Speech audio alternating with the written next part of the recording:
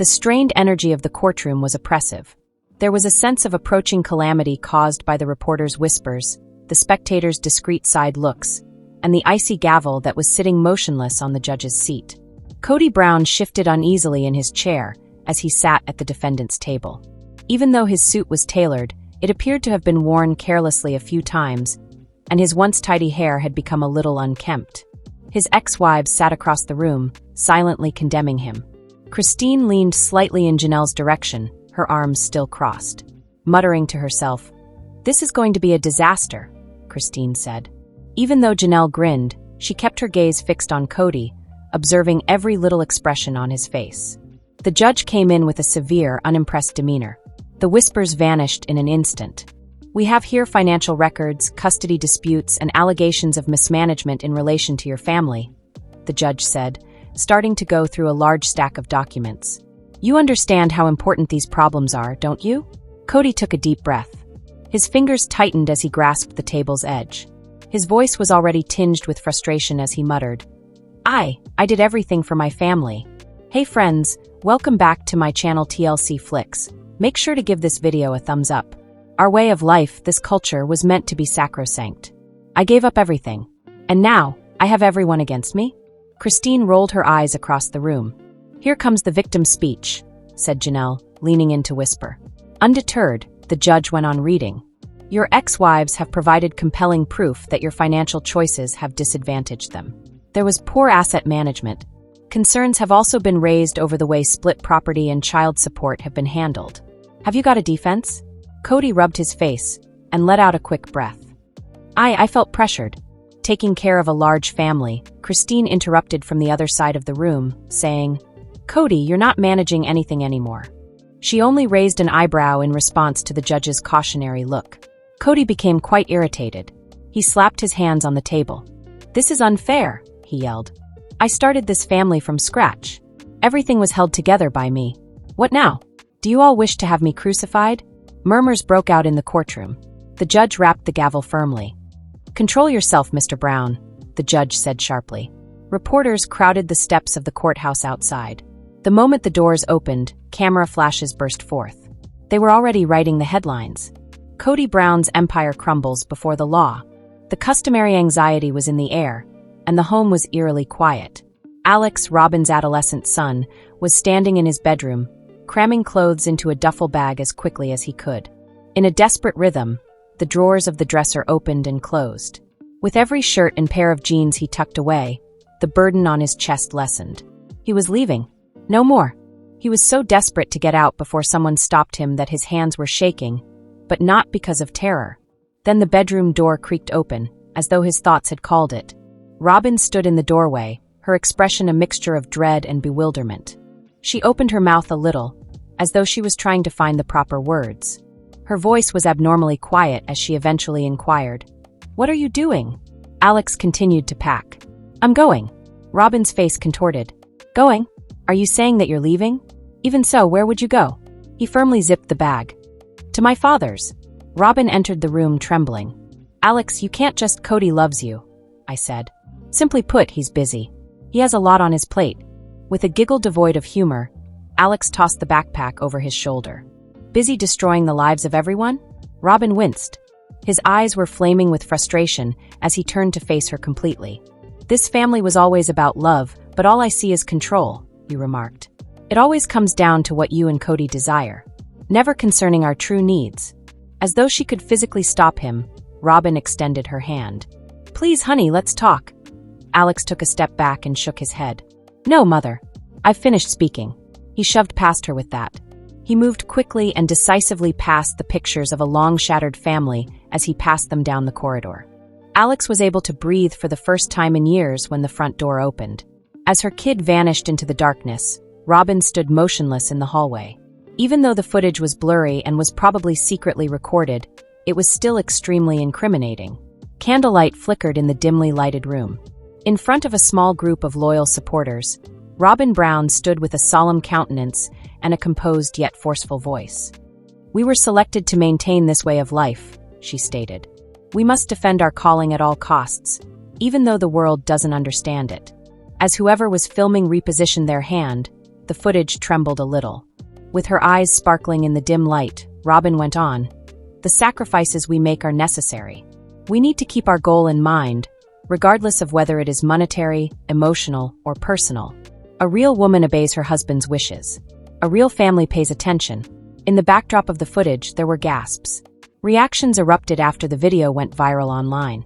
With her phone in hand, Janelle sat in her living room, viewing the video with an increasingly disgusted expression. With her arms folded and her head shaking, Christine sat next to her. And she wants to know why we left. Janelle let out a loud sigh. This is not good. Christine opened Twitter with a sly smile. She typed as her fingers moved over the screen. What a waste of I just want a happy family statement. The real story of Robyn. The tweet received hundreds of likes in a matter of minutes. Robyn Brown's meticulously constructed image was starting to fall apart, and there was no turning back now.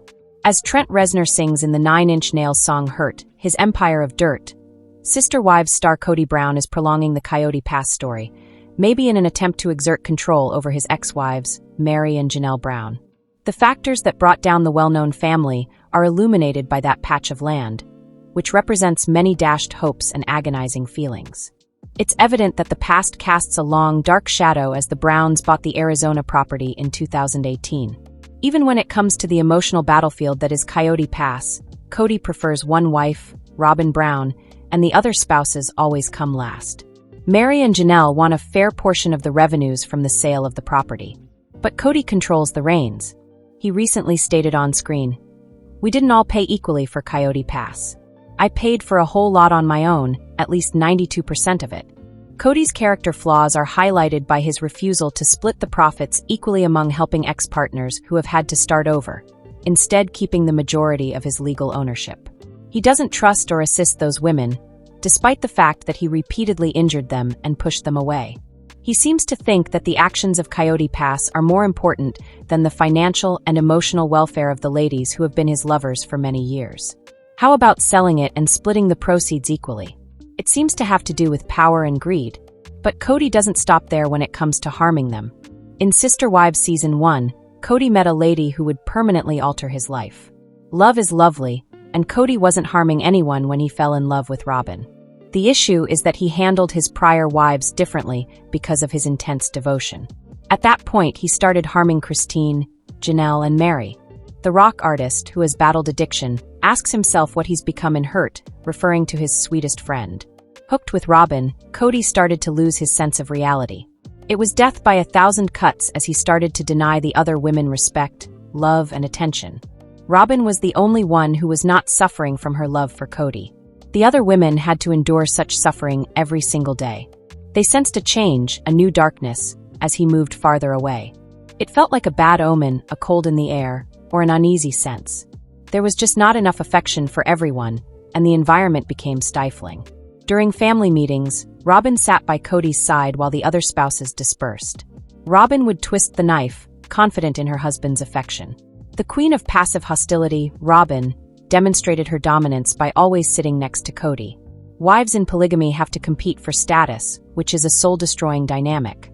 It was obvious that the empire Kody created was a castle on sand as Robyn grew more confident, and Kody made no effort to ensure justice.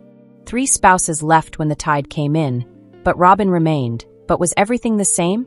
No. Kody and Robyn aren't enjoying their happily ever after because so much damage has been done. She has no idea what Kody has turned into. He's difficult to live with, according to Robyn.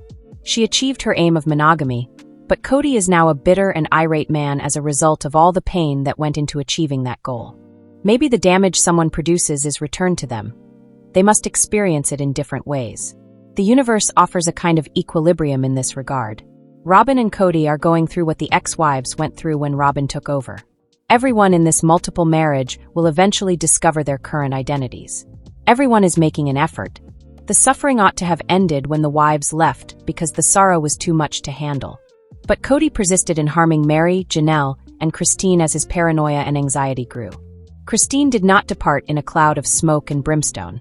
She actually made every effort to make peace. She wanted to be friends with her ex, but Kody, who was too young to understand the idea of having amicable conversations after a breakup, wouldn't have it. In actuality, he didn't trust Christine because he thought she wished him bad, even though she most likely didn't. Furious, he said on screen that he had to hurry to A. Keep in mind that Kody turned this woman down. The fact that she left appeared to irritate him the most. Injuring the pride of a man who didn't truly love her was her worst transgression. Why would Christine leave a man who was in love with someone else? Despite years of suffering, she showed her heart and strength by rising from the ashes following that setback. She was still open to become friends in spite of everything. Kody is the one who was unable to make this leap of faith. He was unable to trust the lady who had abandoned him since he had nothing to offer her. Despite his claims that Robyn is his genuine love, Kody continues to harm his ex-partners. Why does he always worry about the ones that escaped if that is the case? It appears that he has the ideal life he has always desired. It's the perfect core family she portrayed, consisting of only him, Robyn, and their children. The marriage is conventional. Even now, he plays the victim and even targets Mary rather than attempting to undo all the harm. She received the least amount of love and respect from Kody for years, but Mary is not a nasty person. He felt obligated to publicly declare on Sister Wives that he would not date her if he simply met her. She has changed so much as a person since leaving that awful relationship. She has established a core identity that is unrelated to the grumpy father figure. Mary became someone else and reached a higher peak in her life as she accepted that her marriage was finished forever. Kody may attempt to do the same, but he's stuck in a cycle of belittling the women he used to dominate. Maybe what's troubling him most is the loss of control. His passel of women who follow his instructions is no longer with him. Kody can no longer hold them responsible for his troubles. He needs to work on his relationship with Robyn without blaming the strain on the now exes. It's telling that Kody has started to have issues with Robyn as they've drifted apart. In many respects, Kody has prioritized Robyn over many other significant aspects of his life, including his children from previous marriages, but he undoubtedly loves all of them. Maybe he has personal problems that need to be addressed. That he lost Garrison Brown is awful. Garrison was a nice person who was separated from his father Kody after he passed away. That was the most terrifying event in Sister Wives history. It felt too horrible to be true. The two might have reconciled at some point. In fact, it's highly probable. The tragedy lies in the fact that Kody was never able to say goodbye. Memories of his kid must be tormenting him. Kody should make every effort to deepen his relationships with the children he does not live with because life is so fleeting and he understands what it is like to lose what is most valuable. Nothing, not even a marriage, is more significant than this. Some of Kody's children from previous mothers have been at odds with him. A few of them avoid talking to him. His vocal son, Paydon Brown, is not close to his father. Even though Kody made a big deal out of adhering to anti-COVID regulations, he even says Kody never had the COVID-19 vaccine. Did Kody's anti-vaxxer stance make those regulations so stringent? He and Robyn alone are certain. It says volumes that Paydon would degrade his father in such a way. He also had on a t-shirt that made fun of Robyn's nanny and Kody. It should be simple to get the respect of his own children if he consistently shows them affection and gives them a sense of security and emotional comfort. But Kody has a lot of trouble with this. He seems to connect with younger children more easily. Nevertheless, there is always hope, and the mothers of these children will appreciate it if Kody works on this. Mothers currently handle the majority of the work while always providing love and care. This doesn't really give them a break. It's all their fault. When Kody changes, he can experience a sense of calm. Spending time with children is the best thing there is. They only need to gain and maintain their parents' trust. Kody isn't a popular reality star. They are born to love their parents. He probably has his supporters, but his detractors probably exceed them.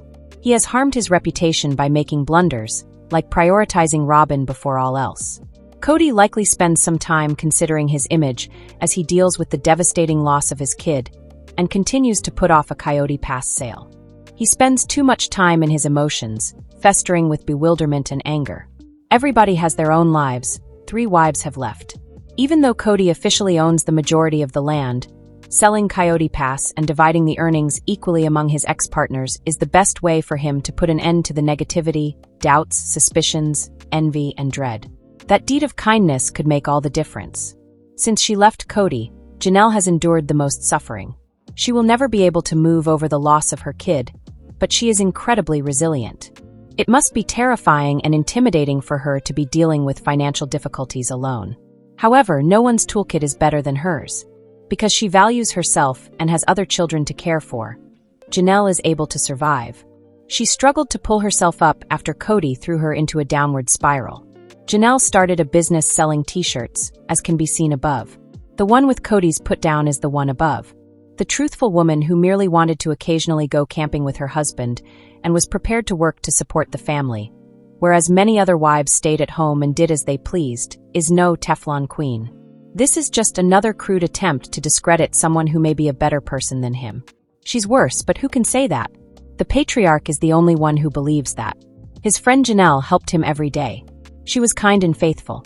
She didn't lose her temper until Kody essentially left her and her kids during the COVID-19 pandemic. Though nothing sticks to her, he believes she commits horrible things. But what has she actually done? She complained about not having any support as a single mother. For a very long time, the pandemic continued. Additionally, she lost the child she attempted to save. Agony, and more pain. With the exception of Robyn, the trauma endured by the brown women is astounding. Kody also experiences pain. Everyone is in pain. Even while some of the drama may have been exaggerated for the benefit of the audience, it is clear from the conflicts and estrangements that there are actual problems in this family. The situation won't shift with more vitriol and put-downs. Hurt is a song about pain. It's about accepting, comprehending, and attempting to endure it. It's about doubt and self-loathing. It's a sorrowful, honest, and unvarnished song. In a heartfelt tribute to Trent's incredible inventiveness and integrity, Johnny Cash asked Trent if he could record the song. Kody shouldn't play the victim so frequently, even if everyone has been a victim in some way. Since Kody doesn't always count his blessings, they can be counted here. Trent wrote Hurt as he was struggling with addiction, which almost took his life. He has a long-term relationship with his wife, whom he loves. He wouldn't trade her for anybody else, even though it's not perfect. That is something that many individuals lack. Even his alienated family members love him, as do his children. He might enjoy their company and mend those rifts. There are those who desire children yet do not have any. They are an additional blessing. Although Kody has a nice house that he listed for $1.65 million, he can and will purchase another one. Coyote Pass is owned by him at 97%. He is well known. Kody is free. Money cannot make up for the tragedy of his son's passing. Therefore, he deserves sympathy. He is surrounded by love nonetheless. He simply needs to see it clearly and realize how valuable it is. Ignoring the beauty that surrounds us causes a great deal of suffering. The little things like a TV show to watch or food on a table, and the love. Kody's life is becoming too complicated.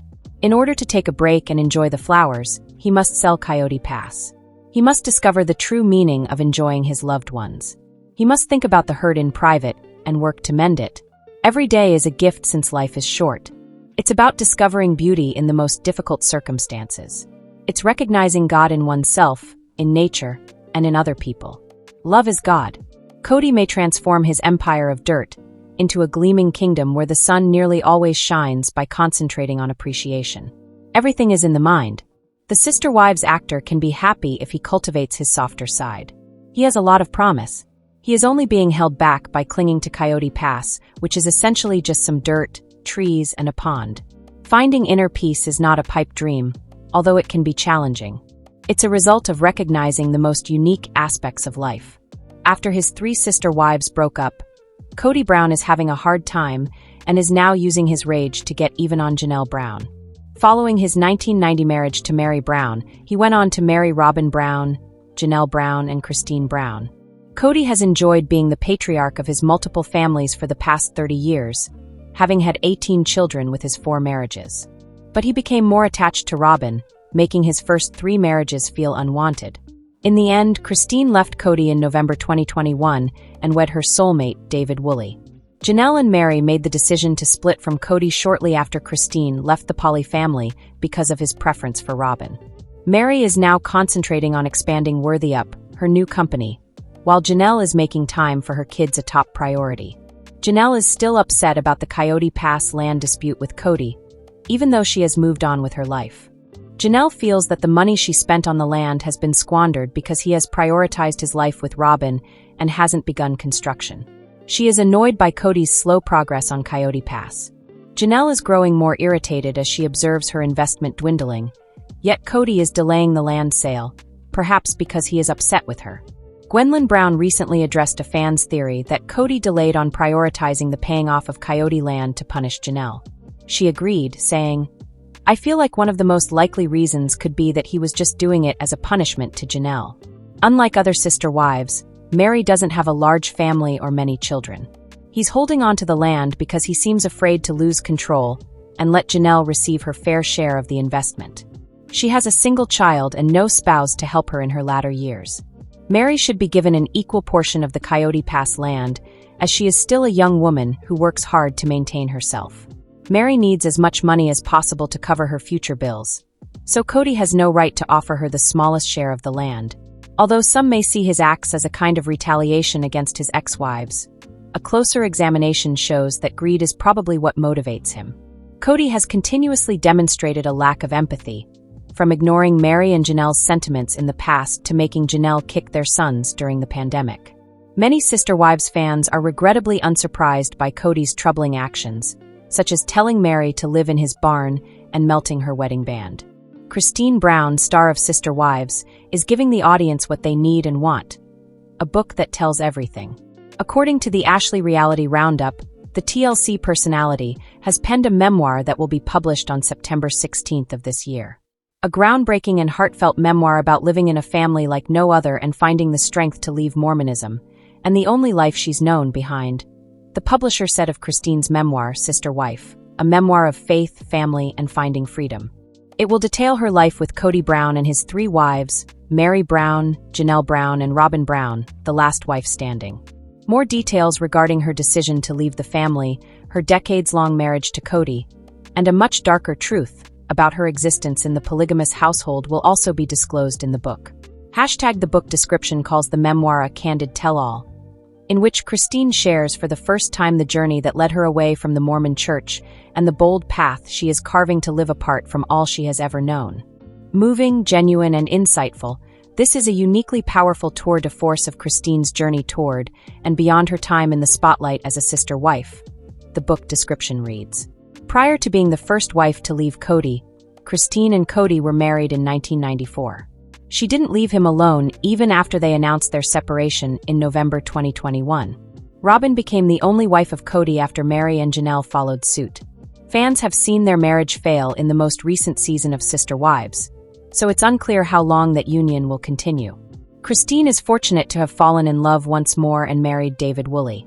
Unfortunately for Kody, he has been sued for child custody of his youngest daughter, in addition to not receiving an invitation to their wedding. Christine and Kody aren't exactly on good terms. Kody is one of the sister wives who has written a book before. The book written by the polygamous family in 2013 differs greatly from Christine's story. The stories in Becoming Sister Wives described how the family came together before everything fell apart, which many people could not have foreseen. Sister Wife, a memoir of faith, family, and finding freedom, would be more vulnerable and, for the first time, tell the story from Christine's perspective than Becoming Sister Wives. Mary has also hinted at a potential memoir on TikTok in late 2024. "Writing is happening," she said, adding that she didn't want the book to be a bad one.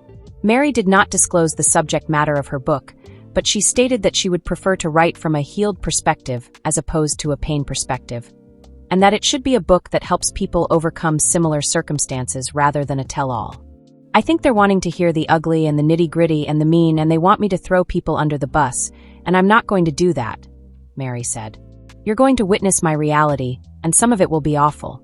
It's true that people adore the drama. There will undoubtedly be certain things that some of my family members will find hard to read, but it will be my reality. I may discuss my experiences and pains, as well as the lessons I took away from them, so that's how I tell my narrative. Let us know in your comments. And stay tuned by subscribing our channel to get more updates like this. Thanks everyone.